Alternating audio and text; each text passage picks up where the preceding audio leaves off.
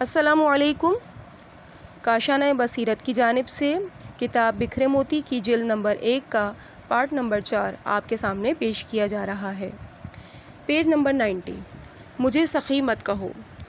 حاتم طائی کے بعد جسے سخاوت میں شہرت حاصل ہوئی وہ عباسی دور کا معن ابن زائدہ نامی شخص تھا۔ اس کی سخاوت کے سلسلے میں مشہور ہے کہ کسی شاعر نے اس کی شان میں ایک شعر کہا۔ وہ شاعر روزانہ اس کے پاس آیا کرتا تھا اور معانی سے 100 دینار دے دیا کرتا تھا، یہاں تک کہ خود شاعر کو شرم محسوس ہوئی اور اس نے آنا بند کر دیا۔ معن کا کہنا تھا کہ اگر وہ میرے پاس اسی طرح سے آتا رہتا تو روزانہ اس وقت تک اسے 100 دینار دیتا رہتا جب تک میرا خزانہ خالی نہیں ہو جاتا۔ شیخ عباس قمی مرحوم کتاب الکنی والالقاب میں معن کے بارے میں لکھتے ہیں کہ جب بنو امیہ کے ہاتھ سے حکومت نکل کر بنو عباس کی جانب منتقل ہو گئی تو منصور دوانقی نے یہ حکم صادر کیا کہ جس شخص نے بھی بنو امیہ کی حکومت سے کچھ انعام و اکرام حاصل کیا ہے اسے واپس لے لیا جائے گا۔ اس حکم نامے کی روح سے معن کو بھی گرفتار کیا جانا تھا، چنانچہ وہ اس سے بچنے کے لیے فرار ہو گیا اور اپنی روداد وہ خود یوں بیان کرتا ہے: میری حالت یہ ہو چکی تھی کہ فرار اختیار کرنے کی وجہ سے اور گرمی میں ادھر ادھر مارے مارے پھرنے کی وجہ سے میری رنگت تبدیل ہو چکی تھی اور میں ہڈیوں کا ایک ڈھانچہ بن چکا تھا۔ پھر میں نے سوچا کسی طرح صحرا میں نکل جاؤں اور وہاں کے عرب قبائل سے جا ملوں۔ میں نے اپنی تمام نقدی مال و دولت اور قیمتی جواہرات باندھ کر جیب میں رکھا اور اونٹ پر سوار ہو گیا اور اپنے چہرے پر نقاب ڈال کر روانہ ہو گیا تاکہ کوئی مجھے پہچان نہ سکے۔ ہر طرف تاریکی پھیلی ہوئی تھی اور میں شہر کے باہر نکلا۔ ابھی میں شہر کے دروازے سے کچھ دور ہی چلا تھا کہ ایک عرب دیہاتی ہاتھ میں تلوار لیے ہوئے میرے قریب آیا اور اس نے مجھے میرے اونٹ کو پکڑ کر قابو کر لیا اور مجھ سے بولا: تم معن ابن زائدہ ہو؟ میں نے کہا: میں معن نہیں ہوں۔ وہ بولا: تم ہی معن ہو، میں گھر سے تمہارا پیچھا کر رہا ہوں۔ اس نے مزید بتایا کہ میں منصور دوانقی کے جاسوسوں میں سے ہوں۔ معن کہتا ہے کہ پھر میں نے اس کی بہت منت سماجت کی کہ مجھے منصور کے پاس نہ لے کے جاؤ، اس کا کوئی فائدہ نہیں ہوگا، اور ساتھ ہی میں نے اس سے یہ بھی کہا: اے شخص، میں تجھے پہچانتا تو نہیں ہوں لیکن مجھے اتنا ضرور معلوم ہے کہ تو مجھے مال و دولت حاصل کرنے کی غرض سے منصور کے پاس لے جانا چاہتا ہے۔ اس نے کہا: ہاں۔ میں نے کہا: خلیفہ تمہیں کتنی رقم دے سکتا ہے؟ وہ 10,000 درہم سے زیادہ تو نہیں دے گا۔ اس نے کہا: میں بہرحال تجھے لے کر جاؤں گا۔ معن نے کہا: یہ تمام مال و دولت اور قیمتی جواہرات لے لو اور مجھے نہ لے کر جاؤ۔ اس نے کہا: ٹھیک ہے، مجھے منصور 10,000 درہم بھی نہیں دے گا لیکن میں پھر بھی تمہیں اس کے پاس لے کر جاؤں گا۔ یہ سن کے معن نے اس سے بہت التجا کی اور قسمیں دیں، اور اس عرب دیہاتی نے کہا: میں تم سے ایک سوال کرتا ہوں، اگر تم نے اس کا جواب دے دیا تو میں تمہیں چھوڑ دوں گا۔ معن نے کہا: بہت اچھا۔ اس نے کہا: معن، تم اپنی زندگی میں ایک عرصے تک سخی مشہور رہے، تم یہ بتاؤ گے کیا کہ تم نے زندگی میں کبھی سارے کا سارا مال راہ خدا میں دیا ہے؟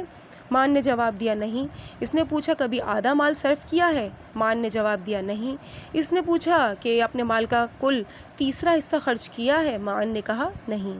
اس نے پوچھا: اچھا تو اپنے مال کا چوتھا حصہ؟ معن نے جواب دیا: نہیں۔ یہاں تک کہ 10ویں حصے کے بارے میں جب اس نے سوال کیا تو معن نے شرمندہ ہوتے ہوئے کہا کہ شاید کہ میں نے کل مال کا 10واں حصہ راہ خدا میں دیا ہو۔ اس نے کہا: بہت خوب، دھیان سے سنو، میری کل تنخواہ 30 درہم ہے اور فرض کرو کہ اگر میں تمہیں پکڑ کے لے جاتا ہوں تو مجھے 100 درہم مل جائیں گے، لیکن میں تمہیں بتا رہا ہوں کہ میں نے آج رات کا کھانا نہیں کھایا، لیکن میں پھر بھی تمہیں تمہارے مال و دولت اور قیمتی جواہرات کے ساتھ چھوڑ رہا ہوں۔ اب یہ بتاؤ کہ تم زیادہ سخی ہو یا میں؟ معن کہتا ہے کہ جب میں نے یہ بات سنی جو اس نے مجھ سے کہی تو میری دنیا میری آنکھوں کے سامنے اندھیر ہو گئی اور میں نے اس عرب دیہاتی سے کہا کہ یہ سب رقم لے لو، مجھے شرمندہ نہ کرو۔ اس نے بڑا عجیب و غریب جواب دیا جو سننے سے تعلق رکھتا ہے کہ میں نیکی کا کام کر کے اس کے بدلے کوئی اجرت نہیں لیتا۔ اس واقعے کے بعد معن کو جب کبھی بھی کوئی سخی کہہ کر پکارا کرتا تھا تو اسے شرمندگی ہوتی اور وہ اس بات کے لیے تیار نہیں تھا کہ کوئی اسے سخی کہہ کر پکارے۔ Page number 95۔ حذیفہ یمانی اور نماز کی امامت۔ مرحوم نراقی حضرت علی علیہ السلام کے صحابی حذیفہ یمانی کے بارے میں لکھتے ہیں کہ وہ بہت عظیم الشان مرد مومن تھے۔ ایک مرتبہ لوگوں نے ان سے گزارش کی کہ وہ نماز کی امامت فرمائیں۔ بالآخر انہوں نے آگے کھڑے ہو کر نماز فرمائی اور لوگوں نے ان کی اقتدا کی، لیکن ایک نماز پڑھنے کے بعد انہوں نے لوگوں سے کہا کہ یا تو آپ کسی اور کی اقتدا میں نماز جماعت پڑھ لیں یا پھر اپنی اپنی نماز کو فرادہ ادا کر لیجئے۔ لوگوں نے پوچھا کہ کیوں؟ حذیفہ یمانی نے فرمایا: کیونکہ نماز کے دوران میرے دل میں یہ خیال پیدا ہوا کہ میں تم لوگوں سے بہتر ہوں۔ Page number 96۔ توبہ کرنے والے سے بیزاری۔ مرحوم علامہ لکھتے ہیں کہ بنی اسرائیل میں ایک فاسق و فاجر شخص تھا جو بہت زیادہ گناہ کرنے کی وجہ سے خلی کے نام سے مشہور ہو گیا تھا۔ یہ گناہ گار شخص ایک مرتبہ کسی عابد کے پاس پہنچا تھا کہ خداوند عالم اس عابد و زاہد شخص کے طفیل اس کے گناہوں کو معاف فرما دے۔ عابد بیچارہ صرف ایک عابد ہی تھا اور اپنے نماز، روزے اور دیگر دعاؤں اور اعمال سے سروکار رکھتا تھا۔ وہ عالم نہیں تھا، چنانچہ اس نے توبہ کرنے والے گنہگار شخص سے بیزاری کا اظہار کیا۔ عابد گنہگار کو اپنے قریب نہیں دیکھنا چاہتا تھا۔ وہ عابد عبادتوں کے ذریعے سے اس مقام تک پہنچ چکا تھا کہ جب کبھی بھی وہ دھوپ میں باہر نکلتا تو ابر کا ایک ٹکڑا اس کے سر پہ سایہ فگن ہوا کرتا تھا۔ لیکن یہ توبہ کرنے والے اس گنہگار شخص سے اظہار بیزاری اور کراہت محسوس کرنے کا نتیجہ ہی تھا کہ جب وہ گنہگار عابد کے پاس سے اٹھ کر دل شکستہ اور رنجیدہ ہو کر جانے لگا تو ابر کا وہ ٹکڑا جو عابد کے سر پہ ہوا کرتا تھا وہ اب گنہگار کے سر پہ آ گیا تھا، اور یہ دیکھ کر عابد بہت حیران ہوا، نہ سمجھ سکا کہ آخر معاملہ کیا ہے۔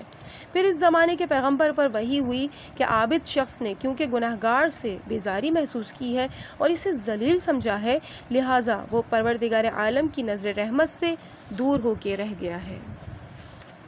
Page number 98۔ حضرت موسیٰ علیہ السلام خود کو کسی سے بہتر نہیں سمجھتے۔ کتاب انوار نعمانیہ میں سید جزائری مرحوم نے ایک حدیث نقل فرمائی ہے، اور یہ حدیث تنگ نظر اور خود کو دوسروں سے بڑا سمجھنے والوں کے لیے خاص اہمیت کی حامل ہے۔ ذرا حدیث ملاحظہ کیجیے۔ ایک مرتبہ حضرت موسیٰ ابن عمران علیہ السلام کو ندا دی گئی، اے موسیٰ، جب تم مناجات کے لیے آنا چاہو تو اپنے ساتھ کسی ایسے شخص کو لے آؤ جس سے تم خود کو بہتر سمجھتے ہو۔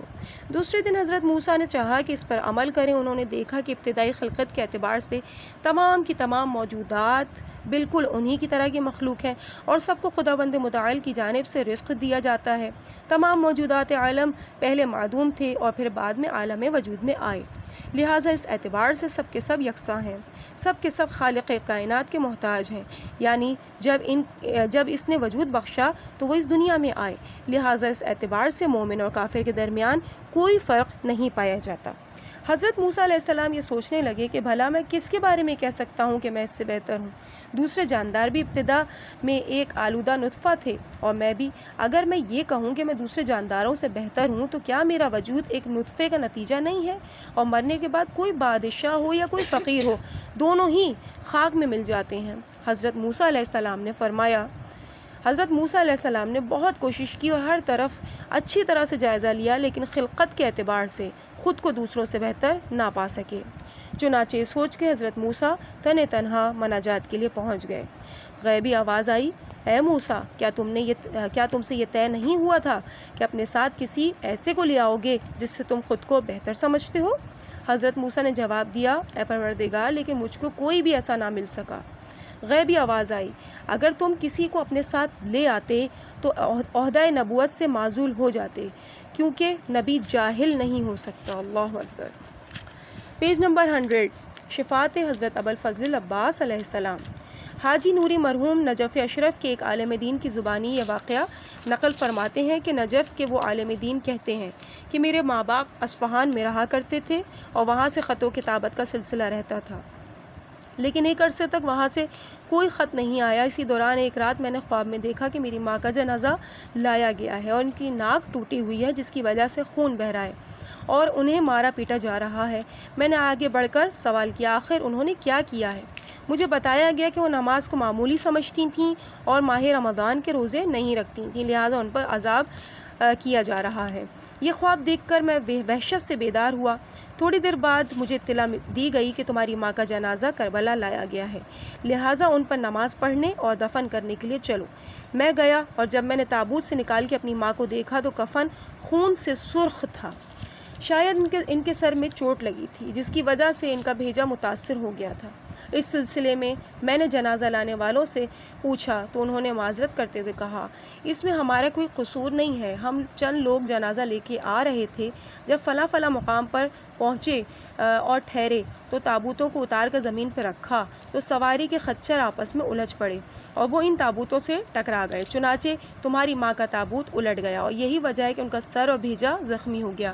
یہ صورتحال دیکھ کر مجھے اپنا خواب یاد آیا اور میں جان گیا کہ یہ خواب کی تعبیر ہے، لہٰذا خواب کا باقی حصہ بھی صحیح ہوگا اور میری ماں اب عالم برزخ میں عذاب کا شکار ہو گئی ہیں۔ مجھے اپنی ماں کے عذاب کا خیال آنے لگا، چنانچہ میں حضرت ابوالفضل عباس علیہ السلام کے حرم میں آیا اور ان کے وسیلے سے شفاعت طلب کی۔ میں نے دل کی گہرائی سے مولا ابوالفضل عباس علیہ السلام کو شفاعت کے لیے پکارا اور یہ عہد کیا کہ اپنی ماں کی قضا نمازوں اور روزوں کے سلسلے میں کسی کو نائب بناؤں گا۔ میں نے 1-2 ماہ نماز اور روزوں کے لیے ایک نائب بنایا، لیکن بعد میں بھول گیا۔ چنانچہ 2 ماہ کے بعد میں نے خواب میں وہی منظر دوبارہ دیکھا جو پہلے دیکھ چکا تھا۔ عالم خواب میں میں نے کہا کہ کیا قمر بنی ہاشم حضرت ابوالفضل عباس علیہ السلام نے شفاعت نہیں کی؟ مجھے بتایا گیا کہ انہوں نے شفاعت کی ہے، لیکن تم نے اپنے کیے ہوئے وعدے کو پورا نہیں کیا۔ جب یہ خواب دیکھ کر میں بیدار ہوا تو میں نے اپنی ماں کی نمازوں اور روزوں کے سلسلے میں اچھی طرح سے اہتمام کیا اور ان کی قضا نمازوں اور روزوں کو پورا کرنے میں کوئی کسر نہیں چھوڑی۔ پیج نمبر 103، شفاعت حضرت فاطمہ الزہرا سلام اللہ علیہا۔ ایک عالم فاضل ملا جعفر نامی شخص کا جب وقت مرگ قریب آیا تو وہ گریہ و زاری کرنے لگے کہ لوگوں نے انہیں رقم فراہم کی تھی کہ ان کے نیابت میں حج ادا کیا جا سکے، لیکن میں نے ان لوگوں کی رقم سے ان کی نیابت میں حج ادا نہیں کیا، اور یہ کہنے کے کچھ ہی دیر کے بعد ان کا انتقال ہو گیا۔ مرنے کے بعد ایک شخص نے خواب میں انہیں دیکھا کہ ان کے منہ میں آگ کی لگام دے کر لٹکایا گیا ہے، اور ڈر کے مارے وہ شخص جاگ اٹھا۔ خود اس شخص کا بیان ہے کہ وہ خواب دیکھ کر جب میری آنکھ کھلی تو میں حضرت امام حسین علیہ السلام کے مرقد مطہر سے اذان کی آواز سنائی دی۔ میں فوراً ہی روضہ حسین علیہ السلام پر پہنچا۔ فجر کا وقت تھا۔ میں نے ذریعہ مبارک تک پہنچ کر ملا جعفر کے لیے دعا کی اور امام حسین علیہ السلام کے وسیلے سے ان کے عذاب سے نجات کا طالب ہوا۔ اس واقعے کو 20 سال گزر گئے، یہاں تک کہ ایک مرتبہ جب میں حج کی سعادت حاصل کرنے کے لیے مدینہ منورہ پہنچا اور پیغمبر اکرم صلی اللہ علیہ وآلہ وسلم کے روضے کی زیارت سے مشرف ہوا تو انہی دنوں میں شدید بیمار ہو گیا اور مجھ پر جان کنی کسی کیفیت طاری ہو گئی۔ لوگوں نے مجھے تابوت میں ڈالا اور روضہ رسول کی زیارت کے لیے لے آئے۔ روضے کے گرد مجھے طواف کرانے لگے۔ اسی اثناء میں نے حضرت فاطمہ الزہرا سلام اللہ علیہا کے وسیلے سے اپنے لیے دعا کی اور پھر مجھے ملا جعفر یاد آ گئے۔ میں نے کہا 20 سال پہلے میں نے آپ کے فرزند امام حسین علیہ السلام کے وسیلے سے شیخ ملا جعفر کے لیے عذاب سے رہائی طلب کی تھی، کیا انہیں رہائی ملی یا نہیں؟ شفاعت فاطمہ الزہرا سلام اللہ علیہا کی ابتدائی اثر تو یہ ہوا کہ مجھے اسی تابوت میں بیماری سے چھٹکارا مل گیا اور میں نے تابوت سے نکل کر روضہ رسول خدا صلی اللہ علیہ وآلہ وسلم کی ذریعہ مبارک کو تھام لیا۔ اور پھر اس واقعے کے بعد میں نے ملا جعفر کو خواب میں دیکھا۔ انہوں نے مجھے بتایا کہ 20 سال تک میں عذاب کا شکار تھا، لیکن گزشتہ رات جو شفاعت فاطمہ الزہرا سلام اللہ علیہا مجھے نصیب ہوئی تو اب میں راحت اور آرام میں ہوں۔ دیکھو یہ امامہ حضرت زہرا سلام اللہ علیہا نے مجھے دیا ہے اور یہ ابا رسول خدا صلی اللہ علیہ وآلہ وسلم نے مجھے عنایت فرمائی ہے۔ پیج نمبر 105، ولد صالح اور والد مرحوم۔ حضرت محمد صلی اللہ علیہ وآلہ وسلم قبرستان سے گزر رہے تھے کہ قبر کے قریب پہنچے تو اصحاب سے فرمایا یہاں سے جلدی چلو کیونکہ اس قبر کے مردے پر عذاب ہو رہا ہے۔ دوسرے دن جب اسی جگہ سے آن حضرت کا گزر ہوا تو آپ نے اصحاب سے فرمایا کہ ٹھہرو۔ اصحاب نے اس کی وجہ پوچھی تو ارشاد فرمایا کہ اس صاحب قبر کے بیٹے نے کیونکہ ایک راستے کی صفائی کی ہے اور ایک یتیم بچے کی سرپرستی کرنا شروع کر دی ہے، لہٰذا خداوند غفور الرحیم نے اس عمل کی وجہ سے اس کے والد کے گناہوں کو معاف فرما دیا ہے اور عذاب قبر سے نجات عطا فرما دی ہے۔ اور اس سے بڑھ کر حدیث میں ملتا ہے کہ ایک بچے نے مدرسے جا کر بسم اللہ الرحمن الرحیم پڑھا اور خداوند عالم نے اس کے والد مرحوم کے تمام گناہوں کو بخش دیا۔ پیج نمبر 106، شیر خوار بچہ اور چور۔ نعمت اللہ جزائری کتاب انوار نعمانیہ میں واقعہ درج فرماتے ہیں، ایک رات چند چور کسی کے گھر میں گھس گئے۔ وہ چاہتے تھے کہ گھر کا سارا سامان اٹھا کر لے جائیں، لیکن کمرے میں پہنچے تو انہوں نے دیکھا کہ میاں بیوی اور ایک شیر خوار بچہ سب کے سب سو رہے ہیں۔ چور آپس میں کہنے لگے کہ ہو سکتا ہے بچہ جاگ جائے اور ماں باپ اس کے رونے کی آواز سن کر اٹھ جائیں، لہٰذا بہتر یہ ہے کہ بچے کے جھولے کو اٹھا کر باہر رکھ دیا جائے۔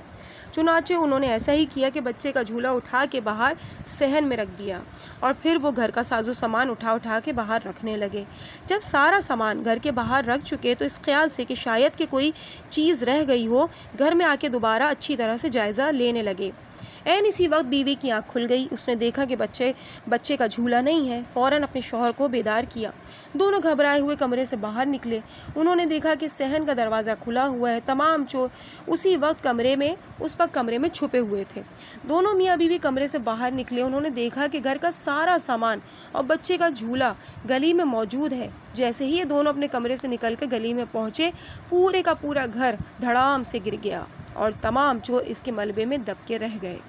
یہ دونوں حیران تھے کہ انہیں کچھ سمجھ میں نہیں آ رہا تھا کہ آخر سارا سامان کون باہر لے کے آ گیا۔ صبح کو جب مزدوروں نے آ کر ملبہ ہٹایا تو اس میں سے چوروں کی لاشیں برآمد ہوئیں۔ پیج نمبر 108، حکومت کی کل قیمت۔ ایک دن ابن سماک ہارون الرشید کے دربار میں پہنچا۔ ہارون نے کہا کہ مجھے کوئی نصیحت کرو۔ ابن سماک نے کہا، ہارون، اگر کبھی تمہارا گلا بند ہو جائے اور تم کچھ نہ پی سکو تو کیا کرو گے؟ ہارون نے جواب دیا، میں اس بلا کو دور کرنے کے لیے اپنی پوری حکومت کا آدھا حصہ دے دوں گا۔ ابن سماک نے پوچھا، اچھا یہ بتاؤ کہ اگر تمہیں ایسی بیماری ہو جائے کہ جس کی وجہ سے تم پیشاب نہ کر سکو تو اس سے بچنے کے لیے تم کیا کرو گے؟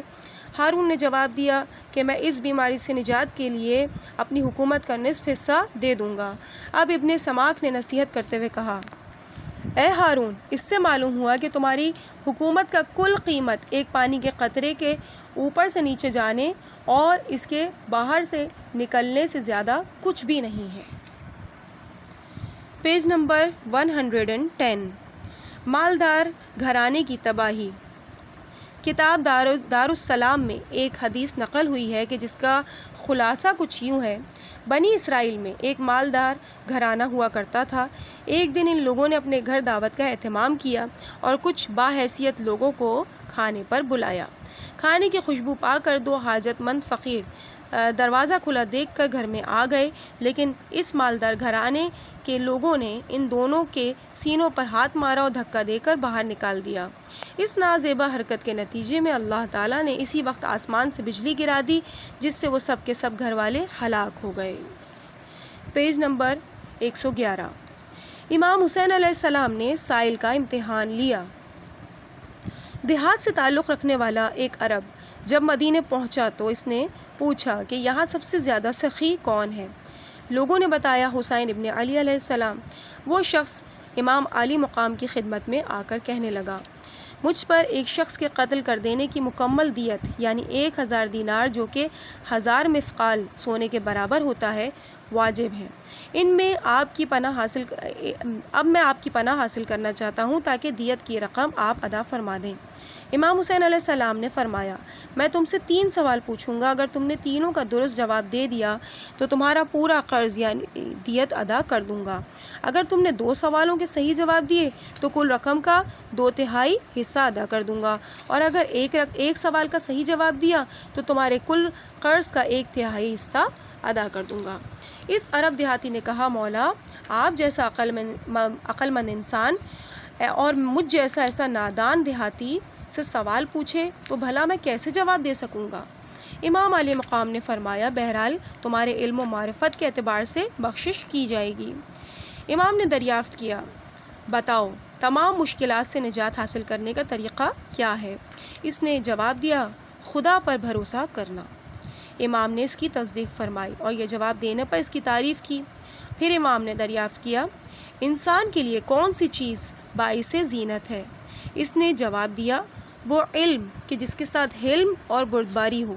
امام نے اس سے پوچھا، اگر علم کے ساتھ حلم اور بردباری نہ ہو تو؟ اس نے جواب دیا، تو مال اور دولت کے ساتھ جود و سخا ہونی چاہیے۔ امام نے فرمایا کہ اگر یہ بھی نہ ہو تو اس نے عرض کیا، تو فقر و فاقے کے ساتھ صبر و استقامت ہونا چاہیے۔ اسی بات کو سمجھانے کے لیے میں نے یہ واقعہ تفصیل کے ساتھ بیان کیا ہے۔ وہ شخص کتنا خوش نصیب ہے جو اس نعمت سے مالا مال ہے۔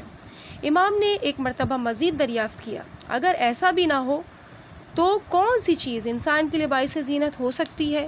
اس شخص نے جواب دیا، پھر تو آسمان سے اس پر بجلی گرنی چاہیے تاکہ اسے جلا کر راکھ کر دے۔ امام حسین علیہ السلام نے فرمایا کہ تم نے صحیح جواب دیا۔ پھر آپ نے حکم دیا کہ 1000 مثقال سونا اسے دیا جائے، اور چونکہ دیہات سے تعلق رکھنے والا یہ شخص بڑا باصلاحیت بھی تھا، لہٰذا آپ نے ایک انگوٹھی بھی اسے عطا فرمائی جس کی مالیت 200 درہم تھی۔ پیج نمبر 114، موت کے وقت باطل خیالات۔ سید جزائری علیہ رحمہ کتاب انوار نعمانیہ میں لکھتے ہیں کہ ایک بزرگ عالم نے مجھے بتایا کہ جب ایک مالدار شخص کا وقت آخر آیا، اس کی جان نکلنے لگی، تو میں اسے دعائے عدیلہ پڑھانے میں مشغول ہوا۔ ضمناً میں نے اس سے یہ پوچھا کہ تم اپنی میراث کا تیسرا حصہ کس کام میں صرف کرو گے؟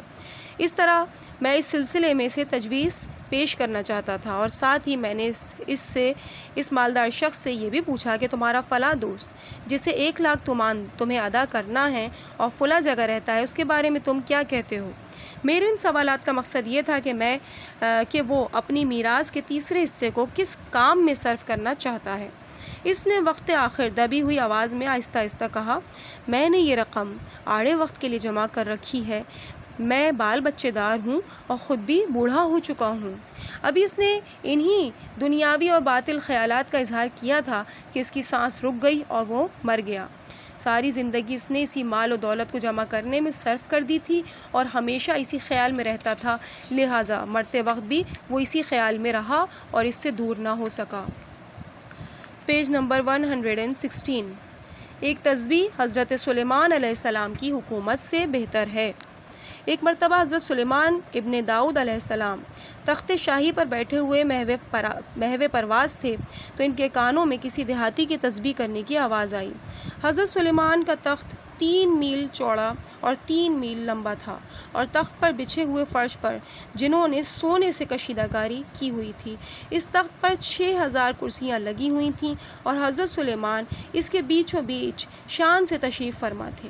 ان کے قریب پہلی صف میں علماء، دوسری صف میں وزراء اور تیسری صف میں لشکر کے سردار، اور اس کے بعد دوسرے صف در صف موجود تھے۔ اس کے بعد جنات تھے اور سر پر پرندوں نے سایہ کر رکھا تھا۔ ہوا اس تخت کو جہاں کہیں بھی حضرت سلیمان چاہتے تھے اڑا کر لے جایا کرتی تھی۔ ایسے ہی ایک سفر میں جب اس دیہاتی کسان کی آواز حضرت سلیمان علیہ السلام کی توجہ کا مرکز بن گئی، جو کہہ رہا تھا، سبحان اللہ، کیا شان ہے اس خداوند ذوالجلال کی کہ جس نے آل داؤد علیہ السلام کو ایسی شاندار حکومت عطا فرمائی۔ حضرت سلیمان نے یہ آواز سن کر حکم دیا کہ تخت شاہی کو نیچے اتارا جائے اور اس دیہاتی کو میرے پاس لایا جائے۔ جب وہ دیہاتی حاضر ہوا تو حضرت سلیمان نے اس سے کہا، میری حکومت عظیم اور شاندار نہیں ہے، بلکہ جب کبھی کوئی مومن خدا کی ایک تسبیح کرتا ہے تو وہ اس کی بارگاہ میں قبولیت کا شرف حاصل کر لیتی ہے، اور یہ ایک تسبیح الہی میری اس کل حکومت سے بہتر ہے۔ پیج نمبر 118، اندھے کی بیوی کے نخرے۔ ایک عورت کی عمر بہت زیادہ ہو چکی تھی، انتہائی بدصورت اور بے ہنگم شکل کی وجہ سے اس کا کہیں رشتہ نہیں ہو پا رہا تھا۔ خداوند تعالی خد و خال کا اندازہ اس بات سے کیا جا سکتا ہے کہ اس کی الٹی آنکھ اور چہرے پر بڑا سا گوشت ابھرا ہوا تھا، لہٰذا اس بیچاری کو پہلی ہی نظر میں لوگ دیکھ کر بھاگ کھڑے ہوتے تھے۔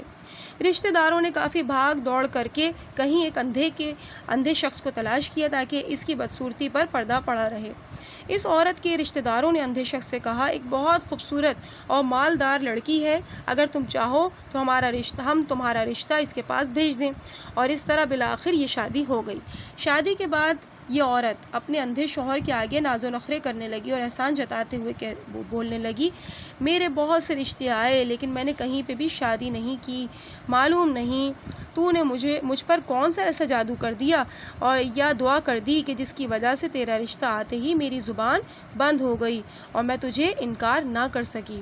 اندھا کچھ دیر تک اپنی بیوی کے نخرے برداشت کرتا رہا اور آخرکار اس کے قوت برداشت نے جواب دے ہی دیا۔ پھر اس نے اپنی بیوی سے کہا، اے عورت، تو کب تک مجھ پر احسان جتلاتی رہے گی؟ اگر تو اتنی ہی خوبصورت ہوتی تو بھلا آنکھیں رکھنے والے تجھے میرے لیے کیوں چھوڑتے؟ پیج نمبر 120، خدا کو حاضر و ناظر سمجھنے والا شاگرد۔ حوزہ علمیہ کے ایک جلیل القدر بزرگ کے سلسلے میں ملتا ہے کہ وہ اپنے طالب علمی کے زمانے میں بڑی اچھی طرح درس پڑھا کرتے تھے۔ یہی وجہ تھی کہ استاد محترم اپنے اس شاگرد کا خاص خیال رکھتے تھے، یہاں تک کہ بعض دوسرے شاگردوں نے ایک مرتبہ اپنے استاد سے کہا، ہم اس سے بہتر طور پہ درس سمجھتے ہیں، لیکن پھر بھی آپ انہیں ہم پر ترجیح دیتے ہیں، آخر اس کی کیا وجہ ہے؟ استاد سمجھ گئے کہ زبانی جواب ان شاگردوں کے لیے کافی نہیں ہوگا، لہٰذا انہوں نے عملی طور پہ مثال دے کر انہیں مطمئن کرنے کا فیصلہ کیا۔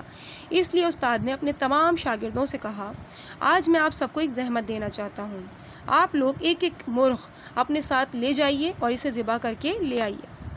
ہاں، البتہ اتنا ضرور خیال رکھیے گا کہ جب آپ مرغے کو ذبح کریں تو اس وقت کوئی موجود نہ ہو۔ تمام شاگردوں نے ایک ایک مرغے کو لیا اور ان میں سے ہر ایک نے ایک تنہائی میں جا کے اسے ذبح کر دیا۔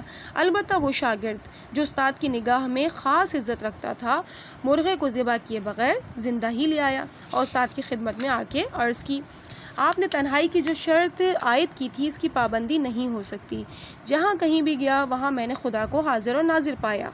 یہ جواب سن کر استاد نے اپنے دوسرے شاگردوں سے کہا، اب تم سب نے اس شاگرد کو پہچانا؟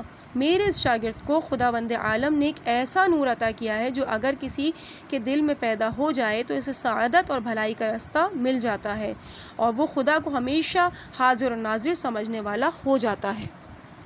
پیج نمبر 122، وہ مال جو قبر میں کام آ سکے۔ حضرت ابو ذر غفاری شہر کے باہر اپنے اونٹ چرانے میں مشغول تھے۔ اسی اثنا میں ایک شخص آپ کے پاس آ کر مہمان بنا۔ اس وقت کھانا تیار نہیں تھا، لہٰذا مہمان نوازی کے لیے ضروری تھا کہ کوئی جانور ذبح کیا جائے۔ ابو ذر نے مہمان سے کہا، میں فی الحال مصروف ہوں، اس لیے میں کوئی فیصلہ نہیں کر پا رہا ہوں، مہربانی کر کے آپ خود ان اونٹوں میں کا سب سے بہترین اونٹ نکال کے لائیے تاکہ میں اسے نہر کر دوں۔ مہمان گیا اور ایک دبلا پتلا سا کمزور سا اونٹ نکال کر لے آیا۔ ابو ذر نے اس کی وجہ پوچھی تو اس نے جواب دیا، موٹا تازہ اونٹ نر تھا، میں بوقت ضرورت تمہارے کام آئے گا۔ ابو ذر نے فرمایا، کام کا تو وہ ہے جو قبر میں میرے کام آ سکے، اگر آپ وہی موٹا تازہ اور بہترین اونٹ لے آئیں تو مہربانی ہوگی۔ آخر کار وہ مہمان گیا اور سب سے بہترین اونٹ نکال کر لے آیا۔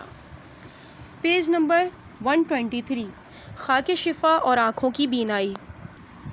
سید نعمت اللہ جزائری تقریباً 300 سال پہلے شیراز کے مدرسے منصوریہ میں ہوا کرتے تھے۔ اس وقت شیراز دارالعلوم کی حیثیت رکھتا تھا۔ وہاں نعمت اللہ جزائری رات گئے تک مطالعے میں مصروف رہا کرتے تھے۔ غربت کی وجہ سے ان کے پاس چراغ تک موجود نہیں تھا، چنانچہ چاند کی روشنی میں مطالعہ فرماتے تھے اور اس وجہ سے ان کی بینائی جاتی رہی، یہاں تک کہ وہ اپنی کتاب کے آخر میں تحریر فرماتے ہیں کہ میرے پاس اپنی آنکھوں کی دوا اور علاج کے لیے کوئی پائی پیسہ موجود نہیں تھا، لہٰذا میں نے سوچا کہ حکیم کے پاس جانے کی بجائے کیوں نہ میں حقیقی معالج اور شفا دینے والے کی جانب رجوع کروں۔ مجھے قرآن مجید کی یہ آیت بھی یاد آئی جس میں پروردگار عالم نے بارش کے پانی اور شہد کو باعث شفا قرار دیا۔ چنانچہ یہ سوچ کے میں نے تھوڑی سی خاک شفا کو بارش کے پانی میں حل کیا اور سلائی کی مدد سے اسے اپنی آنکھوں میں لگا کر سو گیا۔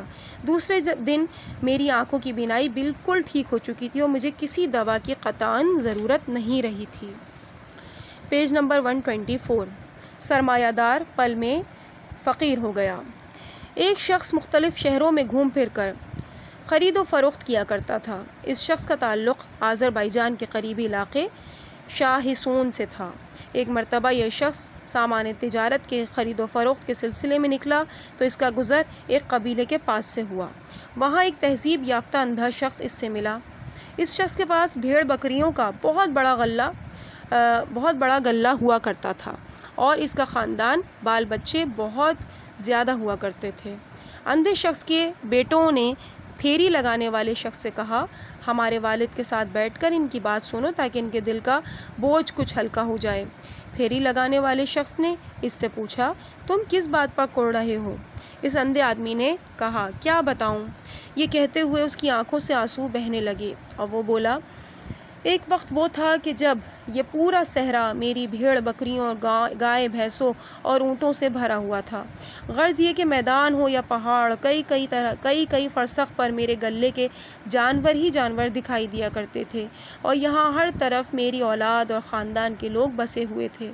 ایک دن میں نے اپنے پیارے سے پوتے کو، جس سے میں بہت زیادہ محبت کرتا تھا، ساتھ لیا اور اسے اپنے ساتھ سواری کے جانوروں پر بٹھا کر چاروں طرف کی سیر کرانے لگا، اور میں نے اپنے پوتے سے کہا، تمہارا دادا اتنی بڑی جائیداد کا مالک ہے کہ البتہ اگر خدا چاہے تو اسے فقیر بنانے میں 1 سال کا عرصہ لگ جائے گا۔